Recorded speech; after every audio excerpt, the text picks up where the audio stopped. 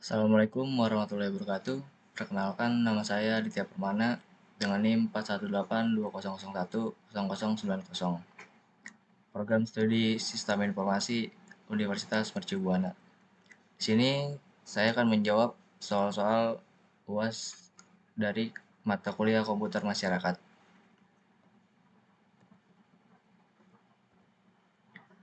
Pertama, berikan contoh studi kasus yang menceritakan tentang hak kekayaan intelektual baik mengenai hak kekayaan industri maupun hak kekayaan teknologi informasi yang terjadi dalam negeri dan di luar negeri.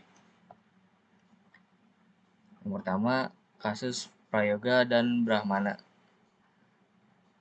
Prayoga adalah seorang desainer yang sedang berkuliah di Institut Teknologi Bandung, Fakultas Desain Komunikasi Visual dan menjadi anggota Asosiasi Desain Grafis Indonesia atau disingkat ADGI.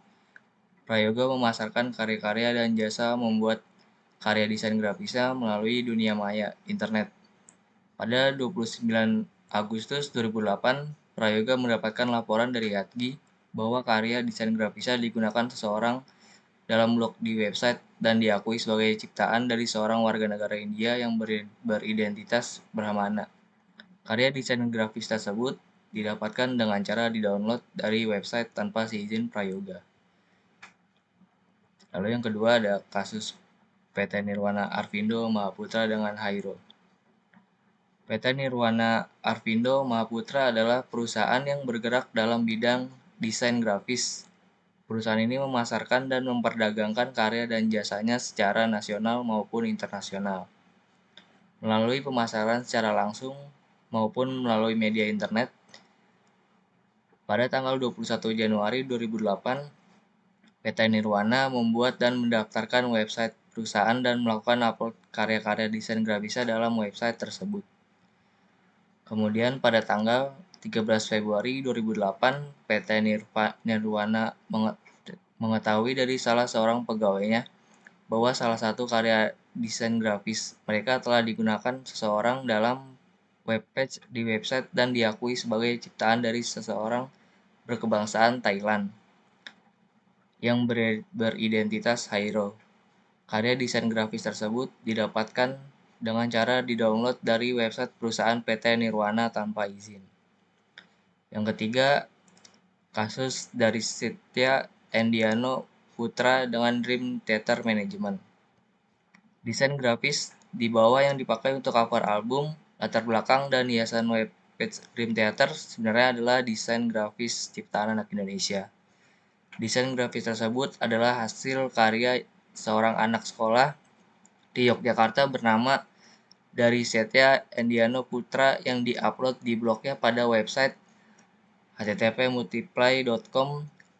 Doug and Marco M yaitu Dream Theater Management secara tidak sengaja melihat karya tersebut dan memutuskan mendownload dan membuat karya desain grafis tersebut menjadi cover terbaru album Dream Theater. Latar belakang dan hiasan web page Dream Theater dengan sedikit ubahan dan tambahan gambar semut tanpa seizin dari Setya. Pada tanggal 15 Juli 2008, dari Setya mendapat berita melalui email dari Eric Muna alias Petfish yang merupakan official grafik desain Dream Theater yang menyatakan bahwa desain grafis Anda telah dipakai untuk cover terbaru album Dream Theater. Latar belakang dan hiasan webpage Dream Theater. Lalu selanjutnya contoh kasus luar negeri Samsung dan Apple. Masalah tuntut-menuntut hak cipta dalam dunia digital menjadi tren saat ini. Hal itu tak lepas dari berbagai produk yang ada di pasaran yang memang memiliki kemiripan, baik dari segi fisik atau tampilan maupun dari konten sistem operasi. Contoh yang terbaru adalah perseteruan antara Apple dan Samsung. Apple merasa Samsung menjiplak mentah-mentah teknologi iPad dalam wujud Galaxy Tab. Tuntutan pelanggaran hak cipta pun dilayangkan. Buntutnya Galaxy Tab dilarang beredar di Eropa. Samsung juga balik menuntut Apple dianggap mencuri berbagai teknologi yang merupakan hasil karya perusahaan asal Korea Selatan itu. Tuntutan itu pun dilayangkan di berbagai negara Asia termasuk Jepang dan Korea Selatan. Selanjutnya, HTC versus Apple. Perusahaan asal Taiwan, HTC menuntut Apple atas pelanggaran 4 dari 9 hak cipta yang baru saja dibeli dari Google. Berkas tuntutan dimasukkan ke pengadilan di Delaware, Amerika Serikat. Ketika Google mengakuisisi Motorola Mobility, perusahaan mesin pencari terbesar itu mendapatkan 17.000 hak paten baru. Jumlah itu cukup bagi Google untuk membuka toko paten dan membagi-bagikan ke perusahaan mitra kerja. Kini dengan data baru 17.000 hak paten itu, Google bisa mengajak mitra usahanya menggempur perusahaan yang pernah dipimpin oleh Steve Jobs itu. HTC menjadi salah satu mitra usaha Google yang pertama menuntut Apple berbekal hak paten yang dibeli dari Google. Keempat paten tersebut berasal dari Motorola, 3 dari OpenWave System, dan 2 dari Palm. Sebelumnya, HTC juga mengajukan tuntutan hak paten kepada Apple, namun tuntutan itu belum membuahkan hasil. Dengan amunisi baru, HTC kembali maju.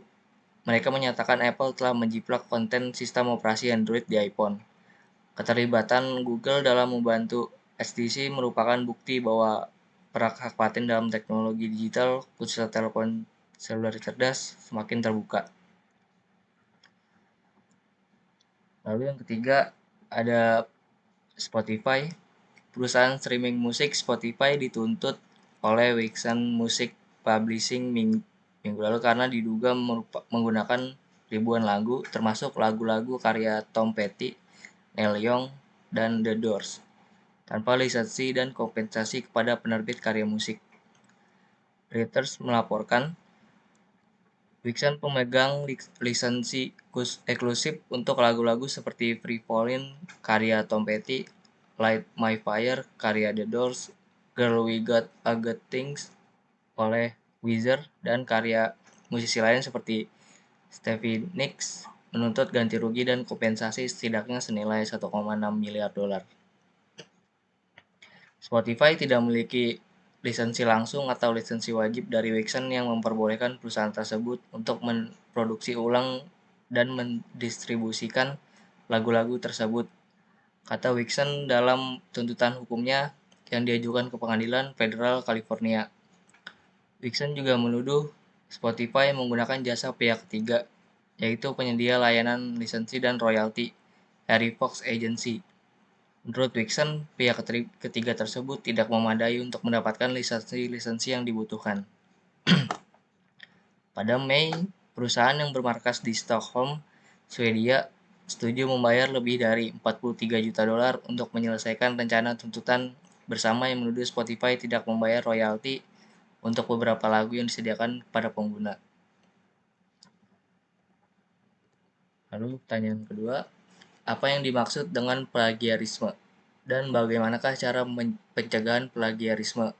Ceritakan minimal 3 buah kasus plagiarisme dalam negeri atau luar negeri yang kasusnya bersentuhan dengan hukum.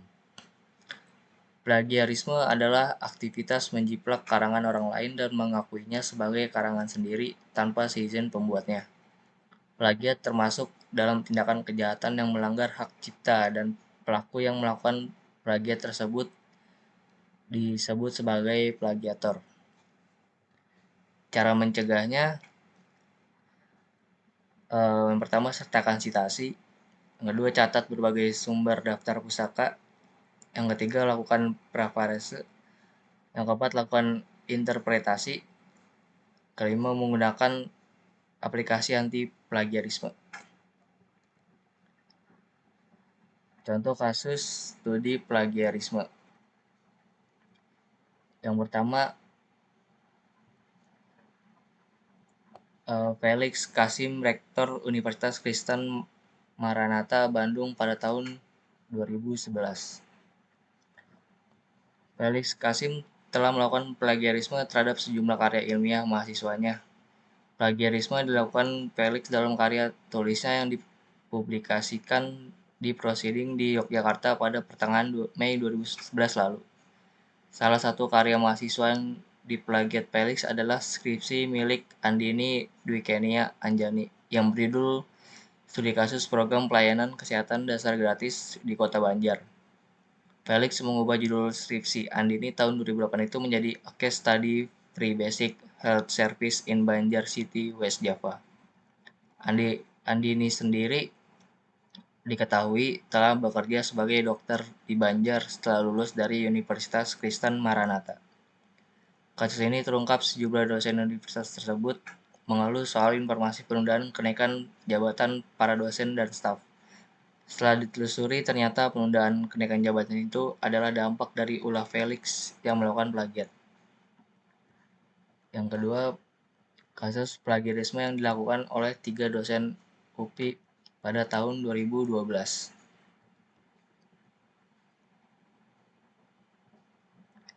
Kasus plagiarisme di Indonesia yang pertama dibahas adalah yang terjadi di sekitar tahun 2012 lalu. Tepatnya dilakukan oleh 3 dosen Universitas Perguruan Indonesia. 3 dosen ini sedang menjalani uji karya tulis yang digunakan untuk meningkatkan jabatannya, yaitu untuk menjadi seorang guru besar. Namun, ternyata naskah yang disusun itu merupakan hasil mencontek atau menjiplak dari naskah yang sudah ada.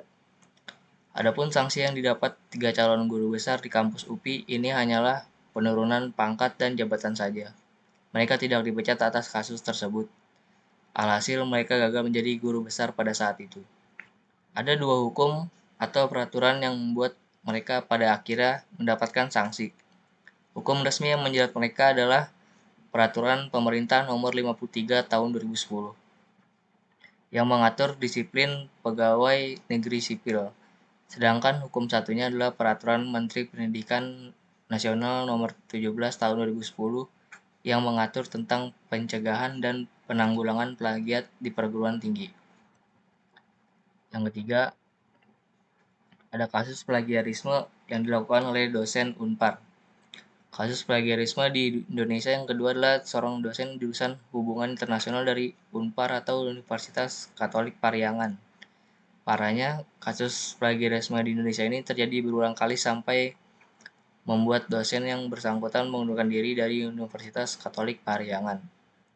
Apa yang dilakukan dosen Unpar ini adalah menjiplak artikel opini di koran. Tepatnya di koran di Jakarta Post sekitar tahun 2014-an. Ada 2 artikel opini yang ditulisnya dan ternyata merupakan hasil jiplakan dari opini orang lain. Contoh plagiarismenya dalam karya ilmiah yang diketahuan ini adalah artikel opini dengan judul RI is the New Middle Power dan RI is Defense Transformation.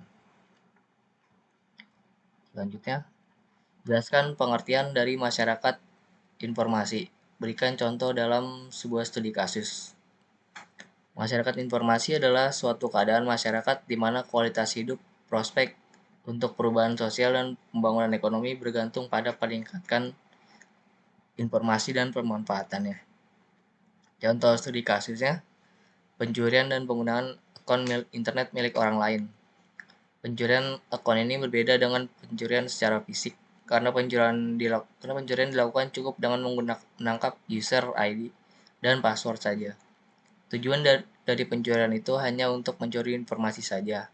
Pihak yang kecurian tidak akan merasa kehilangan, namun efeknya akan terasa jika informasi tersebut digunakan oleh pihak yang tidak bertanggung jawab. Hal tersebut akan membuat semua beban biaya penggunaan akun oleh si pencuri dibebankan kepada si pemilik akun yang sebenarnya. Kasus ini banyak terjadi di ISP, Internet Service Provider. Kasus yang pernah diangkat adalah penggunaan akun pencurian yang dilakukan oleh 2 warnet di Bandung.